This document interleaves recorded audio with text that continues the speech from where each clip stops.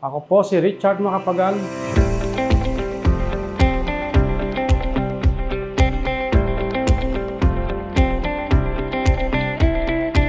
Ako ay dumadalo sa God's Beloved Church ng 7 buwan na. Makatotohanan ko pong tinanggap ang Panginoong Yesus noong February 16, 2025. Ang aking cell reader ay si Albert Dungca at si John Pineda ang aking P12 leader. Ako po ay natapos ng Bachelor of Science in Commerce o BSc at ngayon ay nasa field ng solar device sa kasalukuyan.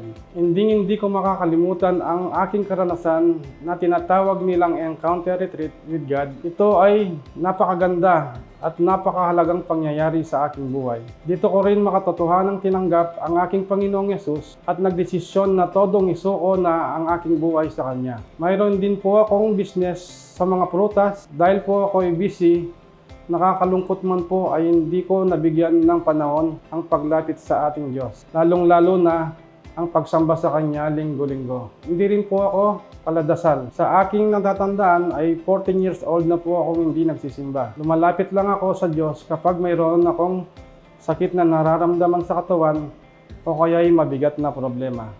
Pagkatapos ko pong tanggapin si Jesus sa aking buhay bilang Panginoon at tagapagligtas, ako ay tinulungan niyang makabalik sa orihinal kong pagkalikha. Ako po ay nasa 63 days journey with God sa kasalukuyan na.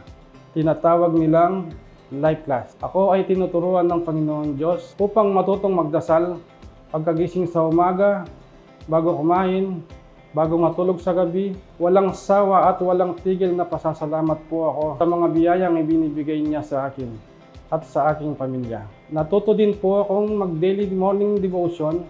Dumadalo na po sa worship o pagsamba linggo-linggo at ng cell group kapag Biyernes. At tinanggap si Jesus. Ang pinakamaganda pong ginawa ng Diyos sa akin ngayon ay sama-sama po kami ng buong pamilya na lumalapit at naglilingkod sa Diyos. Kasama ko rin po silang nakapag-encounter retreat na. Sabay-sabay din po kaming nananalangin sa bahay tuwing gabi. Naniniwala po ako na dahil pinatawad na ako ng Diyos sa aking mga kasalanan at tinanggap si Jesus, ay mayroon na po akong lugar sa langit. Naniniwala po kami ng aking pamilya sa ilalim ng paghahari ng Diyos ay mayroon po kaming mapayapa at masaganang pamumuhay. Naniniwala po ako sa tulong ng Diyos ay makakakilala din ako ng aking extended family sa Diyos. Ito po ang laman ng aking puso at panalangin. Napakabuti ng Diyos po. Ang buhay ko ay masasabi kong pangalawang buhay ko na dahil last year ng December ay alos mawalan na ako ng malay at hirap akong huminga. Hindi na ako makagalaw.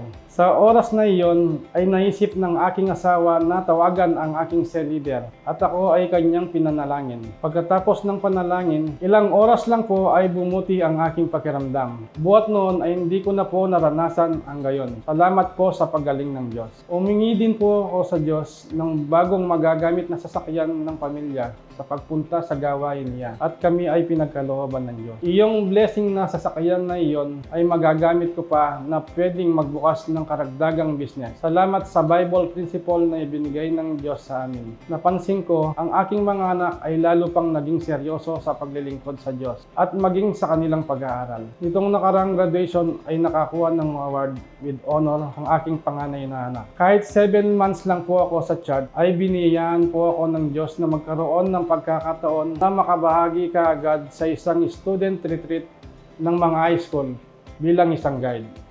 Hindi ko po lubos maisip na magagawa ito dahil bago pa lamang ako. Laking tuwa ko po dahil nakasama ko pa ang aking anak na maging guide din. Napakabuti po ng Diyos.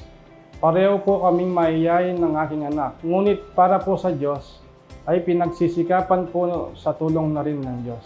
Kagaya sa sinabi sa Hosea chapter 24 verse 15. At kung ayaw ninyong maglingkod kay Yahweh, pumili kayo ngayon kung sino ang inyong paglilingkuran. Ang mga Diyos na pinaglilingkuran ng inyong ninuno sa Mesopotamia o ang mga Diyos ng Arameo na sinasamba dito sa lupaing inyong tinitirhan. Ngunit para sa akin at sa aking sambahayan, kay Yahweh kami maglilingkod.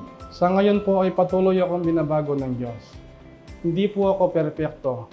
By God's grace, binibigyan po ako ng pasensya at pangunawa at patuloy na tinutulungan upang lumakad sa daan ng kaliwanagan. Sa tulong ng Diyos, ang aking layunin at commitment ko bilang disciple ni Jesus ay patuloy akong maglingkod at makilala pa si Jesus kasama ang aking buong pamilya. Ito ay posible dahil mahal na mahal ako ni Jesus at ang aking pamilya. Mahal na mahal ko rin po kayo, Panginoong Yesus. Ang sabi po sa Gawa, chapter 16, verse 31, sinabi nila, sumampalataya ka sa Panginoong Jesucristo at maliligtas ka, ikaw at ang iyong sambahayanan. Ako po si Richard Macapagal. To God be the glory.